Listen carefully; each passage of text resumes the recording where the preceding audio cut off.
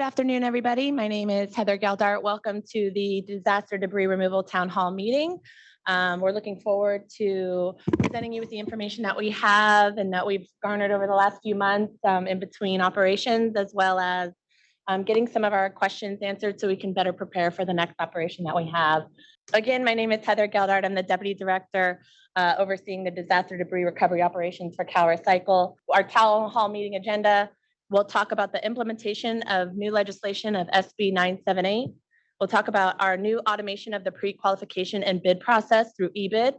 And then we'll talk about how we've gone through our machinations in the contract of streamlining and refining the contract processes so we have some more clarity and operational decision-making and efficiencies. I'd like now to pass it over to our CalRecycle Director, Rachel Wagner, for welcoming remarks. Heather, for allowing me to crash just really quickly. I just wanted to thank everybody who's here in person and those who are joining us online, and our Cal OES team who's joining us in person. It's like one team, one fight for reals today. Thank you guys all for being here. I'm very proud of the work that our team, our legal team, and our DEDRO team and our contracts team has been doing.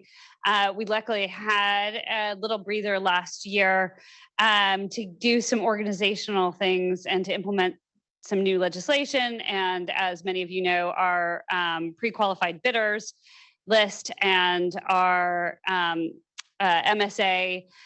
We're very proud of this work. We look forward to the conversation today and just want to thank you all for being a part of the important recovery work that we do here in California and joining as our friends over at Cal OES say, the one team, one fight.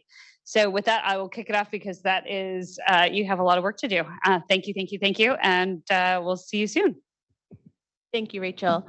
We're actually going to pass it over, mantra of the one team, one fight, to Deputy Director Ryan Burris over from Cal OES. I think it's on now. Thanks, Director. One team, one fight. I'm looking forward to seeing what comes out today. I know we have a lot of people online and staff members in the audience. I hope this year is as quiet as last year, at least for us anyway, which means more communities are not burned down like it has been in the past. I know y'all discussing the McGuire bill 978. That's an extremely important bill for me as well. We worked, we answered a lot of questions on that bill. We didn't write the bill, but it's important that when we do go in and contract out, it's more than just doing things on time. There's two big factors after disaster. One, we're helping out that person, that individual, the community that lost everything and get that flipped over as quickly as we can so they can rebuild. And secondly, this is all general fund dollars, and it's a good opportunity to hire local people within the community. And I know there are some provisions in the bill for apprentices and others there. So I'm excited about moving forward. I'm excited about not only helping people and communities recover faster, but I'm also excited about getting people that are trained to do the job, hired to do the work, so they can make some income as well, which they most likely lost post-disaster. So anyway, thank you. So moving on to the new and noteworthy, as we have kind of hinted to the SB 978 bill, there will be an update to your financial statement. Please keep a lookout for those notifications to come through our bid list. Upload additional documents to remain on the pre-qualified contract list. This will be a self-attestation with documentation as well as some of the supplemental documents that you submit to DIR. When we go into the automated application system, which is referred to as the eBid process, we'll have some new pre-qualification applications to use that will also come out through the listserv. So pay close attention to the different sources of information that are provided during the presentation today. And then again, back to the SB 978 and echoing what Deputy Director Burris highlighted, the new workforce development requirements and new reporting requirements. Yeah, I'm going to talk about 978. Can everybody hear me? Okay. So good afternoon, everyone. It's good to see everybody.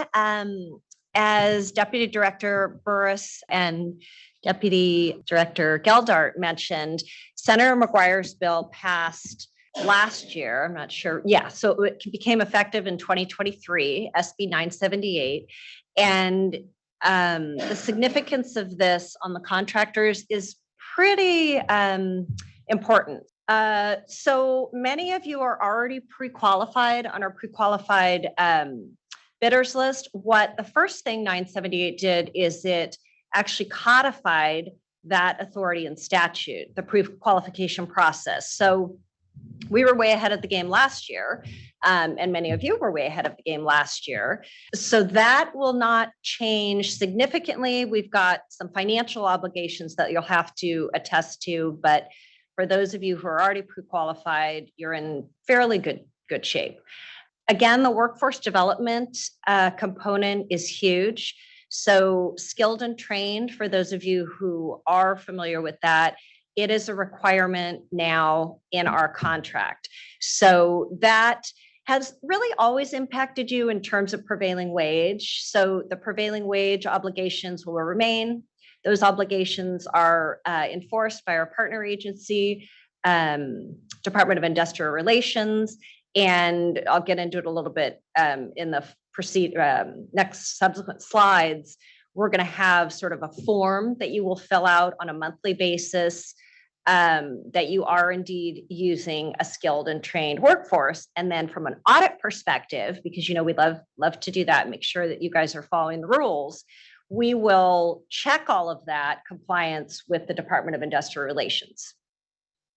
The other huge thing, which we're super excited about, and the Senator's office was very, very supportive of, is 30% of your hours have to be self-performed. So, I mean, that should be kind of self-explanatory. You have to attest on a monthly basis that you, the prime contractor, no subs, the prime contractor is performing 30% of the disaster debris removal work. So these are two big changes. So if I sound like I'm emphasizing them, it's because they are big requirements that we're going to enforce and we're going to audit for everyone. Okay, so the skilled and trained workforce compliance, we will have a report. We're not ready to share that report with you quite yet, but rest assured that it will be nice, user-friendly, and easy to fill out. It'll be a template provided by us, and you will have to fill it out on a monthly basis to make sure that the skilled and trained workforce requirements are being met. So again, because that we love to enforce our contracts and we make sure that you are always in compliance, if that report is not filled out correctly, if that report is not provided, if that report is in any way deviates from compliance with DIR checks and balances, then CalRecycle will be withholding all your payments until compliance is achieved to the satisfaction of us, not obviously to anyone else but us, and we'll refer you to our sister agency. This is like double enforcement, which I love, at the Department of Industrial Relations for assessment of their disciplinary measures and their separate and I would say equally strong penalty structure. So again, this is very important. So this one is the self-performance. My eyes are getting bad. So the self-performance, the same thing. We're going to have a compliance report. DIR will be, again, verifying all of that. Template provided by us, and it's monthly, just like the skilled and trained. And again, the enforcement is failure to comply with the 30% requirement will be a breach. It will be referred to DIR. It could result in termination. And then, of course, we're always able to remove that contractor from the pre-qualification list. Okay, so 2 wonderful user-friendly reports are going to be coming your way soon. We should have them ready for you to kind of review soon. The monthly skilled and trained workforce compliance report, and then the monthly self-performance compliance report. So certified payroll, which you already submit to DIR, you should already be submitting that to DIR for prevailing wage. That's our check and balance already, is now submitted to us. So that's kind of a little bit different, but shouldn't be too onerous. Penalties, like I said, withholding all future payments, refer for coordinated and dual compliance and enforcement with DIR. And then other remedies. We've got a really snazzy new remedy section for you guys that is going to make it crystal clear what will happen if you are out of compliance. And we're going to get to that later in the presentation. So now we're going to pass it over to Josh from Contracts, who will cover our electronic submissions and our new City Innovate e-bid process. Good afternoon, everybody. My name is Josh Wilkinson. I'm the Staff Services Manager 3 here at CalRecycle over the contracts and procurement side of the house. And we have some really, really cool things that we're doing this year. And going to talk about them. Stage 1, how we pre-qualify you guys and how it's going to change. And also in stage 2, when we actually do the RFP and bid. All right, so we went with a new vendor and a new contractor to help us with our e-bid solutions called City Innovate. And they are local here in California, and they've been great partners with us. And we're definitely making some really big improvements in our system on how bids are going to happen. If you guys recall in the past, you would bring down paper documents downtown with a flash drive and all that kind of good stuff. No longer required in the new system, right? No flash drive, very limited printing, and no courier services, no parking or anything else like that. No downtown traffic, no wrecks on 99 and I-5. So you'll get your bids in on time. The other cool thing is just like all of our electronic systems that we do nowadays, as you enter information and data, it automatically saves the progress as you're going. When you have a document you need to upload and download, and I'll talk about that more in a second, it's also automatically saved. And when you actually submit is when it's actually submitted at the very end of the process. A lot of the fields are required, right? So that if you miss something, the system will be like, oh, hey, you forgot the total. I'm looking at Cole for past history of stuff. So the other thing, it's going to be much faster processing, right? Because it's all electronic. So you guys are going to submit everything electronically to us. It's going to come to us. There's no scanning. There's none of that process. Going to be much faster. Evaluations are done online. So for those engineers that are in the back of the room, you're not going to be sitting there with paper products. You're going to be sitting there with a computer screen evaluating them that way. So that's also going to be a much faster process. Same with bid opening, right? We're going to do it live with bid opening right there in the process. It's like 10 to 15 clicks and we can just go between the next bid. So it's going to be a really good thing. And then same thing with that. We're going to get approval, notice the bid, out the door as fast as possible, right? That's the whole intent of this, is from the moment that we get mission tasks to the moment that we get boots in the field, we're trying to optimize that process, get rid of a lot of those administrative burdens. And this is one of the tools that we're doing to use it. The next thing that is a really helpful process is that you guys are going to have a vendor profile, which is part of your pre-qualification process, and also just your ability to bid in the system. City Innovate, some of you may have been using, some of you may have not been using, but you have basically one login and one account, and then you can apply on as many contracts as other vendors are using City Innovate. So it's really cool because you can actually upload a lot of your documentation and everything is up there. And as long as everybody's going to require CSLB, everybody practically, right? So you only have to upload it once and you can bid on our projects as well as other vendors who are using City Innovate as well. And then it's all online, and documents, bids, CSLB, licensing, LTO, whole 9 yards, all up there. Here's a really cool process that we're trying to help both you all and us. The little picture on the right-hand side is just a quick screenshot of what our client references are going to look like. So if you guys remember in the past, this was kind of a little bit more of a laborious process, but right now, you're going to be able to download the file. It's a PDF file. You're going to save it to your desktop. You're going to complete it. And then you just re-upload it right back to the document, right? And if you accidentally forget it, the system will be like, oh, no, we require 3 of those. And I'm just making up 3. I don't know honestly what it is off the top of my head, but the system will catch if you're not uploading the correct number of files in the system. Another one is that we actually have hyperlinks directly in the help text, right? So when you go to put in your LTO license, your licensed timber operator license, the link actually goes to Cal Fire, and we anticipate and expect that all of you will be clicking on that link, going to Cal Fire and ensuring your LTO is usually accurate and updated and good to go. And same with CSLB. Anytime that we're referencing out, we are going to try to provide you that link so it's easier for you guys to go in and do the process. And then, like I kind of said earlier, you just upload it and you save it to your profile and you're good to go. And then every 6 months, you should be checking that stuff. So how are we going to do this? Well, we're kind of in this weird hybrid zone that Anastasia was talking about, that we have existing contractors and we have new contractors, and we're going to have to do things a little bit different for both of you.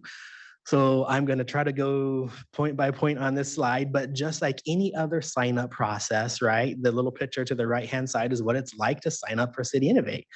First name, last name, organization name, email address, and then you put in your password and you hit next at the bottom of the screen. Super, super, super simple, right? For our existing contractors, so those that pre-qualified last year for us, we've already loaded up all your documents for you on your behalf. You're welcome. It's a lot of documentation, a lot of stuff you guys sent. It was actually a lot easier for us because we already had the PDF files to go ahead and upload them to the system. But that's not where it all ends, because if you heard the 978 language, there's some parts that you have to do in this system, right? But the first step for you all is that you need to tell us who your point of contact is, right? Your single point of contact.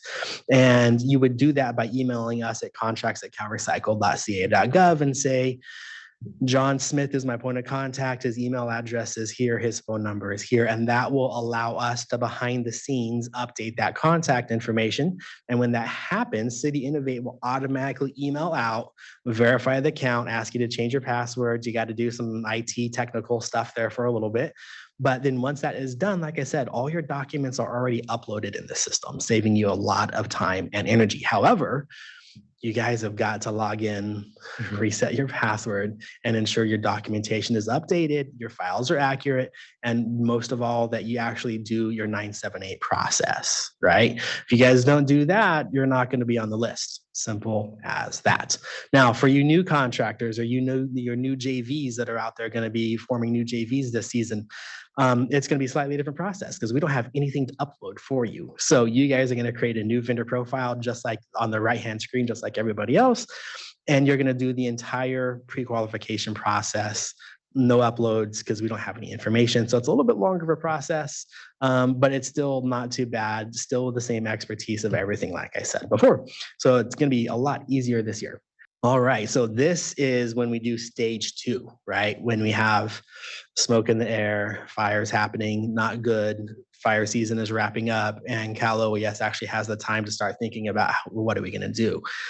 So not good times, but it's a reality of life sometimes here in California. And if it wasn't for our contracting community, it'd be a whole lot harder for everybody. But CalRecycle ultimately gets mission tasked by CalOES, right? And they say, hey, CalRecycle, can you guys please help us with this entire process, right? So from the moment that we get mission tasked, if you guys were to hop on our website today, there's a little section up there that says there's no active mission tasks, thank goodness, right?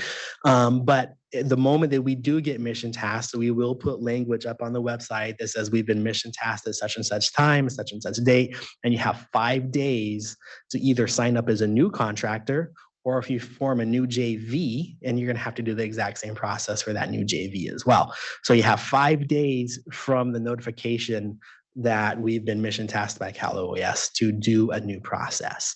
During that 5 days here at CalRecycle, we're going to be working like mad with everybody in the room and with our partners at CalOES, actually developing the mission specific RFB, the request for bid document, which is the specific stuff. What county, what area, how many trees, how many parcels, all the details, all the unique things that we need to put in there. That is happening all behind the scenes during those 5 days.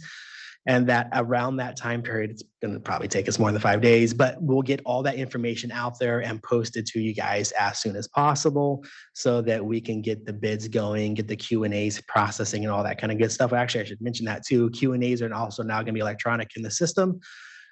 So bygone are the days of emailing us. You can just log right into the system and do your Q&A process right there. And then at the very, very end, once we get the RFB complete and everything is good to go, this is not a public solicitation. So the link will be actually emailed directly to those contractors who are pre-qualified in our system. So it's going to be a different process, not going to, be out there for everybody, just for our pre-qualified and those that are pre-qualified before the event and then got in within that 5 days. days. All right, so next step in summary. I know I've been going fast and I've been going over a lot of things, so I just want to make sure I really hone in on this. Assign a single point of contact, please. Email us that information, because if you guys don't tell us who your single point of contact is, we're not going to have a way to authenticate you. We're not going to have a way to have you log into City Innovate. So your first step is to email contracts@calrecycle.ca.gov and say who's your single point of contact and their appropriate email. Like I said before, an email will automatically get generated from City Innovate. It is not spam. If you don't get it and you provided it to us, reach back out to us, maybe check your junk folder, something like that. And if it does hop in your junk folder, make sure you say it's not junk, not spam. Second point here is, as soon as you get that information, log into City Innovate immediately. Don't wait. Fires happen real fast in California, and it's really, really active year. So as soon as you get it, log in, review, and update your profile as soon as possible. Upload your latest CLB if it hasn't changed or if it has changed. Look at your LTO. Is it going? Is it active? Because if your LTO isn't compliant or isn't correct, that's going to slow down your process, and that's going to be a problem. So log in and actually use it. Navigate the system, play with it a little bit, check it out, because guess what? When you're submitting your bid, you're going to be using that system. So the more comfortable you get with it, the more you're going to be fast and friendly on it and all that kind of good stuff. And then the final thing is upload that 978 package ASAP. Do not wait. If you wait, you're going to be late. And it's not going to work. Final thing here real quick, you can always reach out to us at CalRecycle Contracts website. Go to calrecycle.ca.gov. About 3/4 of the way down in a little green bar, it says contracts. Click right there and it'll be good to go. Just a quick reminder, review those process and those steps. Make sure you got all your I's dotted, T's crossed, everything good to go there. And very last, on our website, we have a listserv that you can sign up for. You do not have to be in the contracting community. It's an open listserv, but if you are interested in this space and working with CalRecycle, please sign up for that listserv, because that is another form of communication that we do. However, that does not get out of you of signing up for that single point of contact, right? That's not the same. Those are two separate communication methods. So if you are a pre-qualified vendor, please get us your contractor single point of contact. And that's it. Thank you very much. So real quick, Josh, just a quick question. The Q&A, are those public view? Will they see all Q&As that come in, or are those individually aligned? I want to say they're going to be public view, so everybody will be able to see them. Okay, not everybody. I want to say we have to publish one at a time, don't we? So it's a process. They'll come in. Great. Yeah. So they'll come in, we'll capture them all, we'll answer them, and then the whole entire list will get published. Great. Very helpful guidance, Josh. So 2 takeaways to that is essentially get in the system now, upload what you can, validate the information you have, and make sure you have an assigned POC. And then the second piece is just a quick plug. Our contracts team worked really hard on redoing our website. So if you have a moment to go through and look at the updated information and the links that are provided, we're really kind of empowering the customer service that we provide to our vendors to make sure that they're set up for success. So take a look at the website. All right, changes ahead. Now we're going to pass it over to Mr. Ron Darby to lead the next part of the PowerPoint. Thank you. Welcome. So I'm going to kind of walk through 7 major areas of adjustment in this year's contract language. If you've been around for a while, you know this is sort of a continuous improvement process. Every year we look back at what has worked, what could be better, what feedback we've received, and what our results have been, and we make some adjustments. These 7 points are not all inclusive. There are a number of other changes throughout the contract. So obviously, when we do provide those documents, read them thoroughly, absorb everything that's in front of you, and you'll have a chance to contact us through that Q&A process if you have any questions or concerns. I believe the first opportunity you'll have to start doing some of these changes is when you get that information to log into City Innovate. These are the 7 particular areas we're going to go through, but again, I just want to be very clear that there are other adjustments, and this is always going to be evolving. So the first thing we want to talk about is our new remedies clause. And that first step up there is a field meeting with decision level personnel present. We really want to make sure there's an open path of communication between your contractor decision makers and our state decision makers. processes do not work best when the primary means of communication is letters from our legal office to your lawyers. We want to put people in the field that are empowered to fix issues, and we want to make sure you're doing the same thing. So if there are issues that can be fixed in this way, we want to start with that field level meeting. But if that does not work, we can move up to, what's called a notice of non-compliance. In the past, this is very similar to what was referred to as a notice of performance, a letter-based process. But if things are not solvable in that way, we can escalate this to a breach of contract or even termination of the contract. And beyond that, even removal from the pre-qualified list itself. Endeavor to terminate contracts, but we need this work to be done for the benefit of the homeowners and the taxpayers. Really want to stress that these remedies are very important, and I think Heather's going to handle the second one here. Thanks, Ron. So we've taken a look at the feedback that we received from a lot of our vendors during operations, and one of them was trying to be a little bit more efficient on the hazard tree removal process.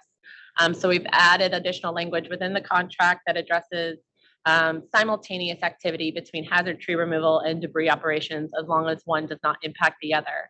The decision will lie with the IMT and the IC ultimately on what properties are able to actually move forward with, based on the assessments completed by the A&M contractor.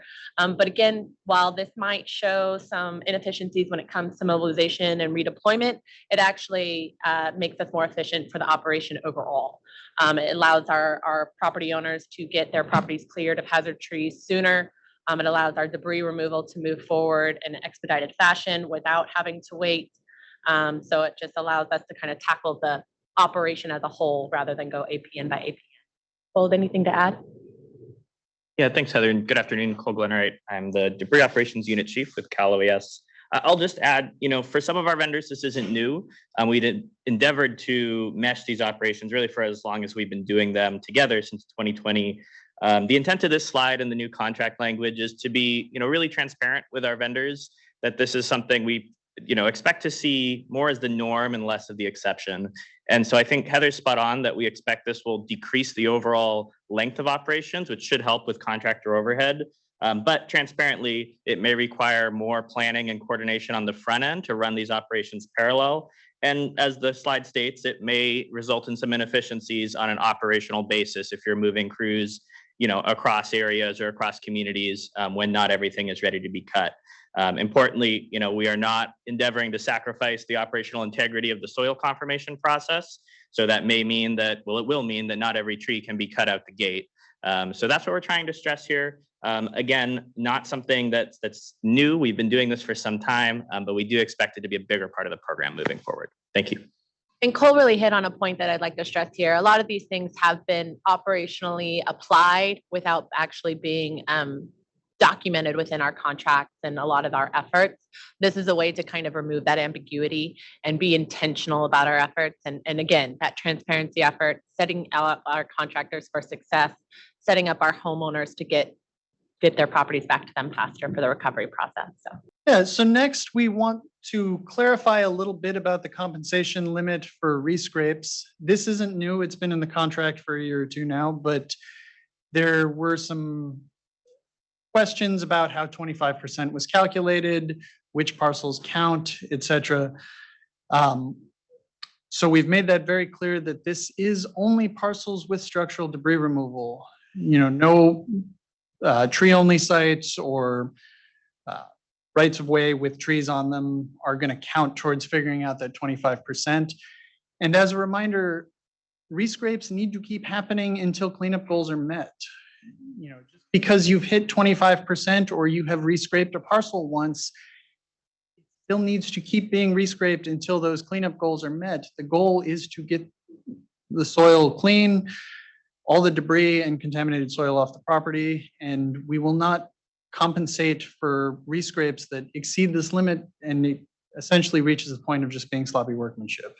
The next thing is that we've added a much more detailed process for contractors to request safety shutdowns. Really want to avoid any ambiguity and questions about when work is going to be occurring, when people need to show up. So there is a very detailed process And again, this is a communications-based process, and that is really important to highlight here.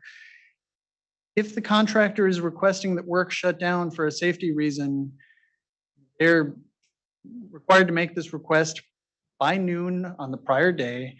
And that's going to trigger an on-site meeting with the state safety officer, the contractor safety officer, and a safety officer from the A&M contractor, and actually give folks a chance to be out in the field, and you can point to the site conditions that you say, this is the problem, this is why we don't think it is safe to work. That is going to require an on-site safety officer. And once again, really stressing the importance of having these decision maker type personnel in the field and available for these meetings. The safety officers are going to have that meeting, and the state safety officer is going to generate a report and forward it to the IMT, who will ultimately determine whether work happens on the next day. If the IMT determines that work is going to continue, the contractor is required per the contract to supply crews, and fail to, it will back to the remedies clause. We've also got a section in there about production goals. This is also not new, but we wanted to highlight it. It has not been a huge problem, but we really want to make sure that people are aware of it and are ready to meet this general expectation that each debris removal crew off-hauls at least 200 tons of debris per day. Now, that is obviously subject to a reasonableness requirement. If a lot wraps up at an odd time and redeployment to the next lot isn't possible that day, or if unforeseen site conditions happen, people find hazardous waste or unexploded ordnance or whatever, we understand that work might stop. But what isn't acceptable is under-resourced crews not being able to keep moving debris off. Really, first and foremost, about having sufficient equipment and trucks to keep the crews operational during the time that they are working. Nobody wants to have these crews sitting around because there aren't sufficient resources for them to keep moving truckloads of debris off the lot. So not having enough trucks, or having enough trucks, but not enough of them can pass safety inspections, is not acceptable. That causes you guys to fall beneath that 200 tons per day. That again is going to trigger the remedies clause. And the other thing we have endeavored to formalize is the property owner damage claim process. These reports come in from homeowners, usually to the IMT, and we've created a better structure for them to kind of flow to the IMT, but also for the contractors to weigh in and respond to these claims. You will have a chance during these weekly meetings between CalRecycle, the IMT, and the contractor to review the damage claims and also put forth your documentation. Believe these are not caused by contractor negligence. If they were an unavoidable part of the debris removal process or caused by some third party, you will have the chance to make your case. But the IMT is going to make a determination, and if they have determined that this is the contractor's resulted from contractor negligence, it's going to trigger a pretty tight time period for the contractor to work with the property owner and resolve that damage claim, whether by directly repairing things or hiring some other contractor to fix it, or sort of settlement. There's going to be a requirement that contractors report weekly to CalRecycle on the status of those outstanding damage. This last one here bounces back to Heather and Cole. Thank you, Ron. And one thing to really note, not only with the property owner damage claim process, but some of the other changes, is that we're really empowering that interaction between the contractor and the IMT in the field to resolve the issues at hand, whether they be operational or any type of claim dispute process. We want to make sure that those that are in the field and are operationally familiar with the current situation or environment that we're working in can make the decision with advice from those here at headquarters at OES and both here at CalRecycle. So some of the additional changes that are forthcoming is our invoicing. We're looking to adjust the frequency of our invoices and the way that our invoices are organized.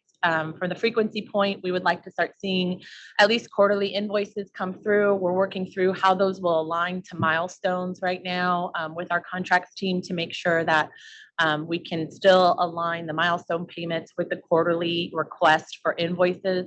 We're also going to be reorganizing the invoices to show bid items per APN. We're really focusing on attributing as much work that is done to an APN versus an operation overall. This is the biggest impact of this will be for trees, making sure that the bid item is complete on an APN prior to being submitted. And so you'll have to address the tree issue with a whole APN prior to actually invoicing for the tree removal on that APN. This is a change from where we've been. Some of the other things that we're looking for is establishing an internal audit process. We'll be working internally here at CalRecycle with our audit department to work with our project management team to start doing a better job in reviewing and auditing invoices through a sample process, very similar to what we currently go through at OES, to make sure that we're being compliant and that we can catch things on the front end instead of after the fact. And then lastly, we will be providing a template of the invoice to our vendors to make sure that they're set up for success on what that'll look like, so that we can make sure that everyone's able to provide the information necessary to successfully pass through the invoice investigation process, the audit process, and get payment possible. One thing that's not on the slide that we are paying attention to right now is our renewable fuel requirements. Right now, there's a California Code of Regulations 2449, is the in-use off-road diesel fueled fleets requirements. We are looking to see how that will impact our operation here at CalRecycle for the disaster debris removal. We do foresee us having a compliance requirement. And right now we're working through with our ARB, the Air Resources Board, to make sure we enable that process pre-incident, and then what that looks like when we actually are going into operations to make sure that it does not disrupt or delay operations with our contractor. But this is a good point to highlight the key takeaways we have for SB 978. Remember the skilled and trained workforce requirements, that 30% self-performance requirements. There is a compliance report template that is forthcoming, so please pay attention to your listserv. The e-procurement or e-bid process, there will be, again, a follow-up email with that e-procurement link. Please go in. You can refer to slide 15 when we send it out in the PDF to make sure you go through and validate your documentation, screen the info that's on there to make sure it's accurate, and then start to upload your SB 978 required documentation. And then the last piece is that contract refinement. As those contracts go out in the e-bid process or e-procurement process, review the contract language. We hit a lot of the major muscle movements within the contract language that we think will require the most attention, but there is nuanced edits that were made throughout the contract that could impact your operational posture and the way you conduct operations. All right, so that concludes our town hall. We appreciate everyone's participation. We're glad we actually made it under an hour. That's wonderful. Hopefully everyone was able to digest the information provided. We have 2 points of contact up here. One is myself. If you have any questions about the town hall information provided, or if you just want to reach out and introduce yourself, I know that I am new. So I look forward to working with you in due time, hopefully not anytime soon in particular. And then the others is the contracts, email contracts@calrecycle.ca.gov if you have any e-procurement or contracting questions. And I think we have one more question in the room. So the question was, if we continue to see violations of the 30% requirement, what does that mean operationally? And I'm going to give then Anastasia and Ron an opportunity to answer. So we never stop work in the field, right? So if they're out of compliance, we expect them to get right back into compliance. Otherwise, there's a whole slew of contractors just waiting to take their place, and we are happy to terminate the contract. Thank you. Thank you for your attendance. Thank you to the panel up here up front. Really appreciate all of your expertise and your contribution to the refinement of the contracts and the implementation of the e-bid. I'm very excited to see how that enables our process on the front end and gets our crews into the field faster. So again, thank you. Thank you for your continued support for our wildfire survivors in the state of California. And if you have any questions, please reach out. Have a good day.